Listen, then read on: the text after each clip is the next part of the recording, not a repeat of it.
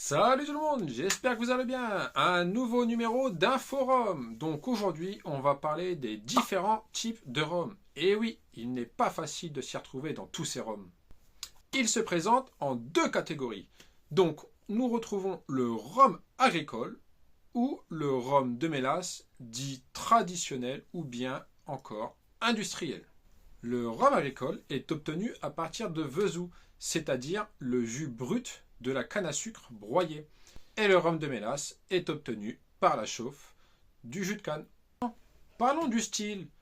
Donc en premier, il y a le rhum, R-H-U-M.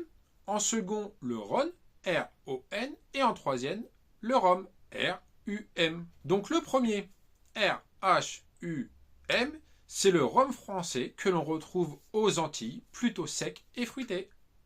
Le second, Rhône R-O-N, correspond au rhum hispanique, plutôt léger et doux.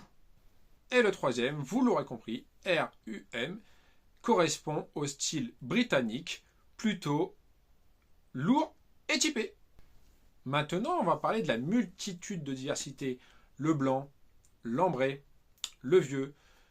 On va retrouver des rhums plutôt moelleux, plutôt secs, doux, plus ou moins épicés.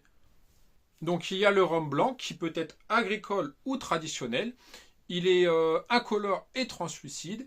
Principalement, on l'utilise en cocktail en raison de sa fraîcheur et de son caractère vif. Et selon les traditions qui se sont perpétuées au fil des années, le rhum blanc agricole sera particulièrement prisé pour la préparation des petits punch.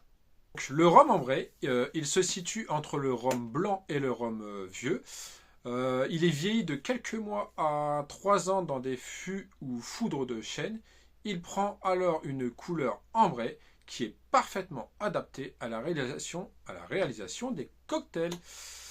Il n'est généralement pas fort en alcool et il se consomme rarement seul, sauf à être pris on the rock. Nous allons parler aussi, bien évidemment, du rhum vieux. Donc le rhum vieux, en fin de compte, c'est le rhum blanc vieilli en fût de chêne qui peut, lui, devenir un vrai nectar. Qu'il soit agricole ou traditionnel, prend alors la dénomination de rhum vieux lorsqu'il a passé au minimum 3 ans dans ses fûts.